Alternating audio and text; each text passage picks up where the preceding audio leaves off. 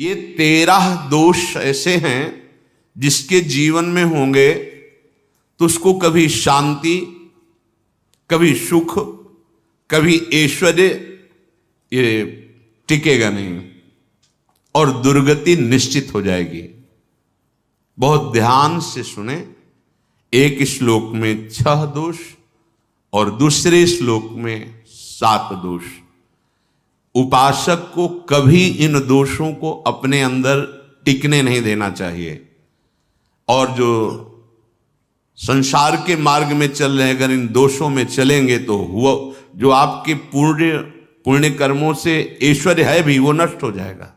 आप दुख, चिंता, शोक से ग्रसित होकर बड़ा दुख में जीवन व्यतीत करेंगे और आपकी गति बिगड़ जाएगी, दुर्गति हो जाएगी। विकत्थनः स्पृहायुर्मनस्वी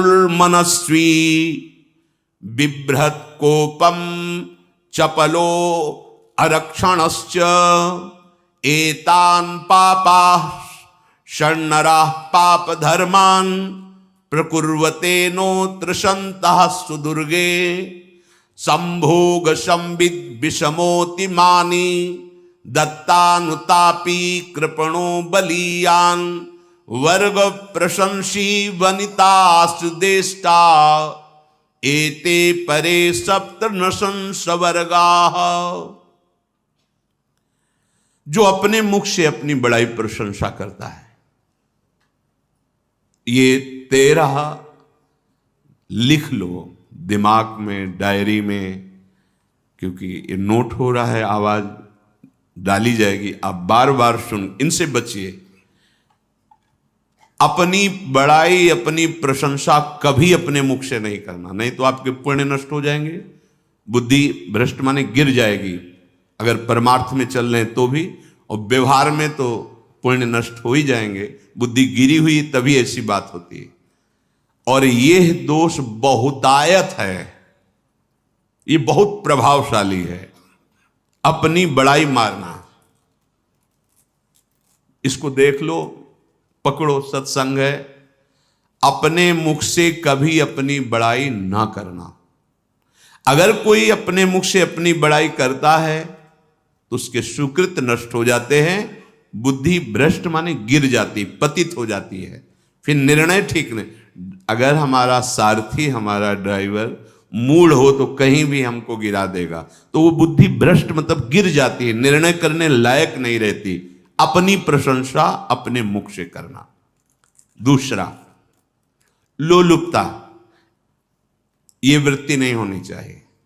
धर्म से चलेंगे, धर्म के द्वारा जो हमें प्राप्त होगा उसी से हम अपना भरण पोषण करेंगे।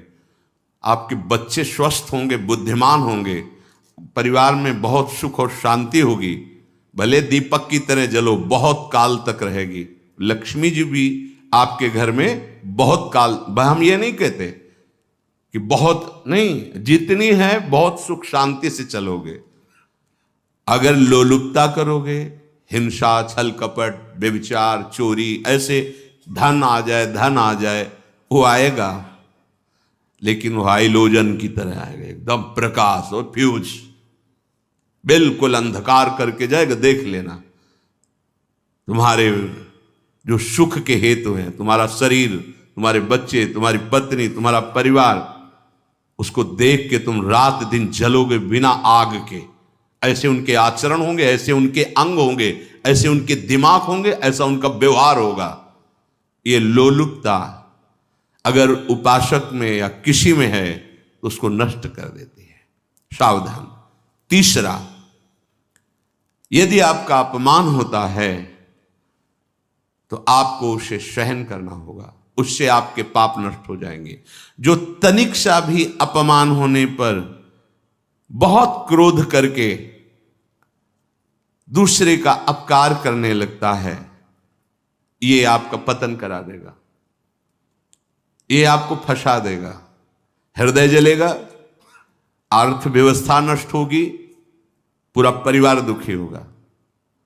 जरा सा अपमान की संभावना में आप किसी से भी भिड़ गए, किसी से भी, वो ये प्रवृत्ति आपका पतन कर देगी। उपासक में तो अपमान सहना अमृत है, नीचापमानम सुधा, पर व्यवहार में भी ज्यादा उत्तेजित मत होइएगा। ये तो कुछ मिनट की बात है।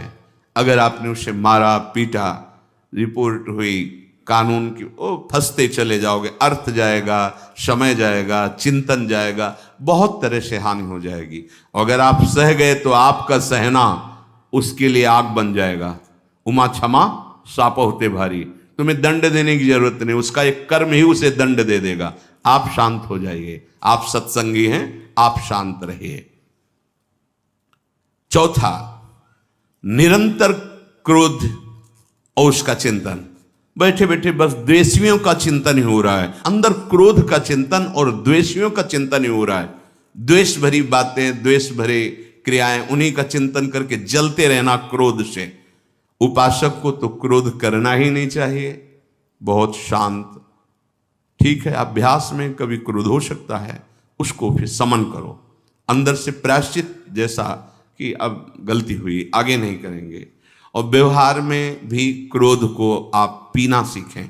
अगर बार बार आपका क्रोध प्रकट होता ही रहेगा, आपका स्वभाव बिगड़ जाएगा, आपके पुण्य नष्ट हो जाएंगे और आपका जीवन नष्ट हो जाएगा। देने वाला उतना दे देगा, आपको आनंदित रहो। पैसा खर्चा, सब पूरे जीवन का विध्वंस मचा दिया क्रोध ने। कहीं भी आप देखो, किसी से क्रोध करके देखो, फिर देखो तुम्हारा भजन चल रहा है, तुम्हारी वो आनंद वृत्ति है नहीं, जलोगे और वो जलन और गुस्सा दिलाएगी और वो बैठे बैठे जलो नहीं। ये क्रोध जो है, ये चाहे व्यवहार में हो चाहे परमार्थ में, दोनों की हानि करने वाला है।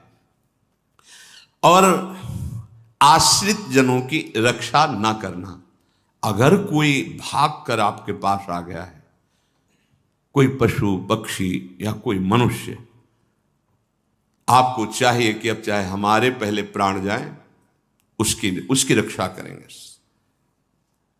सीवी जैसे तो कोई बिरले ही होते हैं, पर इतना जरूर ध्यान रहे, जैसे कोई पशु पक्षी किसी भय से आपके सीमा के अंतर्गत आ गया है, अब उसकी रक्षा करनी है आपको। अगर आप स्वयं मार देते हैं या मरवा देते हैं, या आपके सुकृत नष्ट कर देगा, या आपकी दुर्गति का कारण बन जाएगा।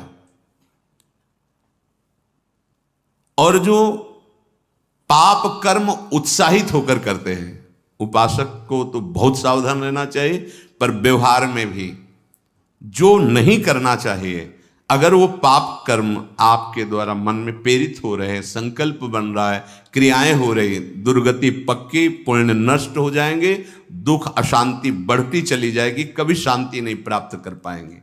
ऐसा नहीं कि जो मन में आवे सो करें।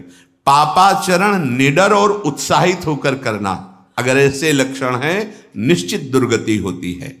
ये 6, अपनी बहुत बड़ाई करने वाला अपने मुख से, लोलुपता, तनिक से अपमान में सहन ना करने वाला, निरंतर क्रोधी और आश्रित जनों की रक्षा न करने वाला, और निडर हर्षित होकर पाप कर्म करने वाला। दूसरे श्लोक में 7 है, 6 7।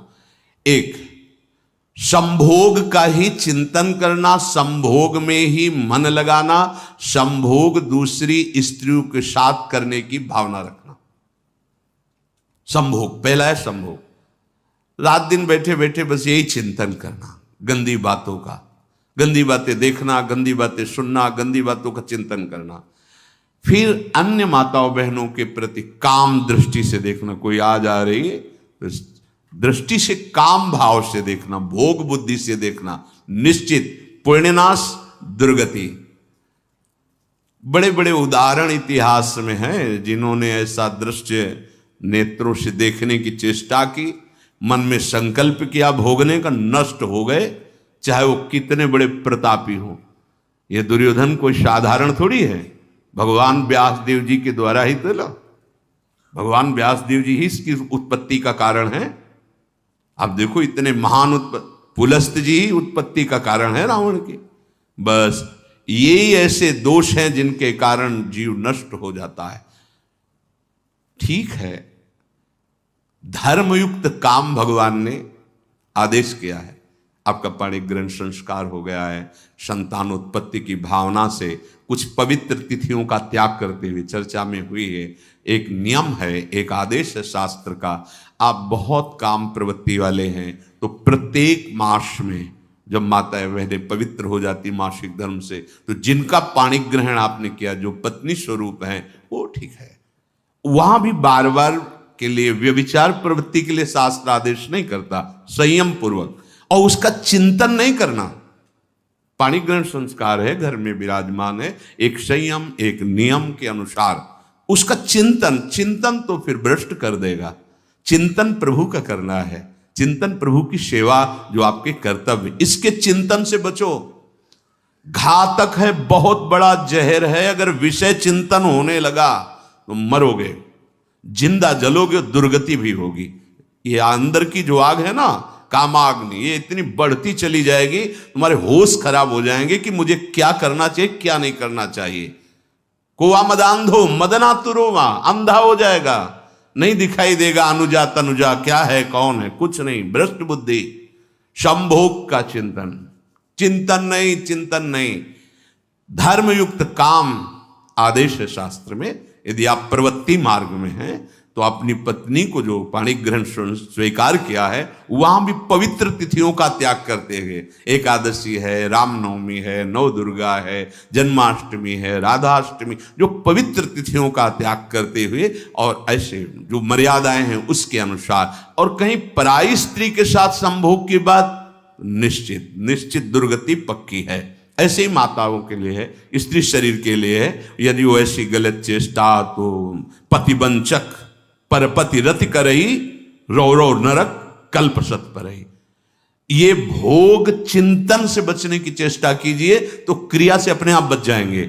क्रिया के पहले चिंतन होता है, चिंतन से ही क्रिया का आवेश आता है। चिंतन संभालिए, इसी से भगवत प्राप्ति होती है, चिंतन से, और इसी से दुर्गति भी होती है।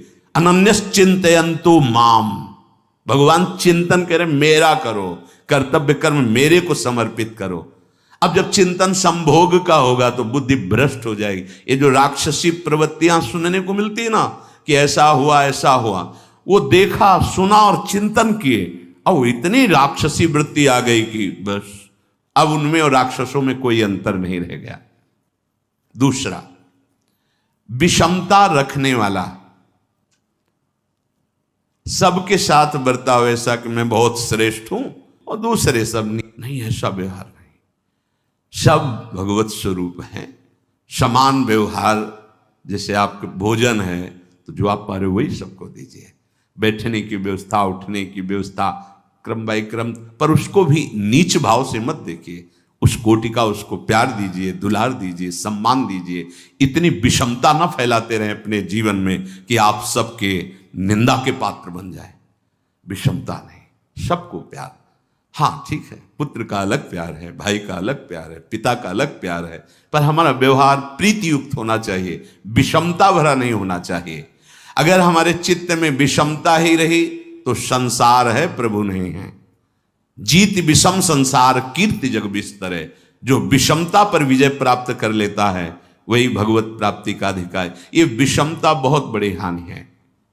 तीसरी बात, अत्यंत मानी होना। जहां आपके प्राण कमजोर होंगे, पुण्य नष्ट होगा, आयुश्री सब नष्ट होना है, ऐसे आचरण करवाएगा गुरुजनों के साथ, महापुरुषों के साथ। ये बहुत नीच प्रवृत्ति है। अत्यंत मान प्रियता, मुझे सम्मान मिले, उत्तम प्रवृत्ति है। सबको मान देना, स्वयं अमानी रहना। चौथा, दान देने की बात कह के मुकर जाना या दान देकर पश्चाताप करना। दे दिया है, बहुत जल रहे हो, दूसरे से वार्ता कर रहे हो कि पता नहीं क्या यार बुद्धि में हो गया, हमने उसको इतना कहा था, उतना दे दिया, क्यों दे दिया, ऐसा ऐसा, मतलब अंदर चिंतन करना, क्यों दे दिया तो दिया। इसके बाद जो आपका ये जलन हो रही, पश्चाताप, सुकृत नष्ट हो रहे हैं। दान देकर पश्चाताप करना या दान देने की बात कह के मुकर जाना। जैसे आपने कह दिया आपको इतना इतना ऐसा, अब आप मुकर गए, ब्याज सहित तुम्हें देना होगा, ये तुम्हारी दुर्गति का कारण बन जाएगा। ऐसे ही नहीं बोलना चाहिए, बहुत होश से। वाणी एक अमोल है, जो कोई बोले जान, ये तराजू तौल के तब मुख बाहर आन। पांचवा, अत्यंत कृपण होना, ना परिवार को सुखी कर पा रहा, ना अपने को सुखी कर पा रहा है। एक एक सिक्का बैंक में जो मर गया। धन की वास्तविक गति यही है कि अपने परिवार को खूब उसकी अनुकूलता प्रदान करो, उसमें से कुछ हिस्सा किसी ऐसे को जिससे तुम्हें बदले में कुछ लेने की भावना ना हो। कोई साधु महात्मा, गाय, पशु, पक्षी, किसी भी जीव बीमार है शरीरधारी, उसके जिससे कुछ कभी लेने की भावना ना हो, एहसान की भावना ना हो। सो धन धन्य प्रथम गति जाकी, धन्य हो गया उसका धन। अब वो कृपण का धन किसी काम में ना स्वसुख, ना परिवार के सुख, ना धर्म कार्यों में, व्यर्थ जीवन चला गया। उसी धन का चिंतन करना, उसी का संग्रह करना और उसी की रक्षा करते करते शरीर छोड़ देना, तो चिंतन बिगड़ गया।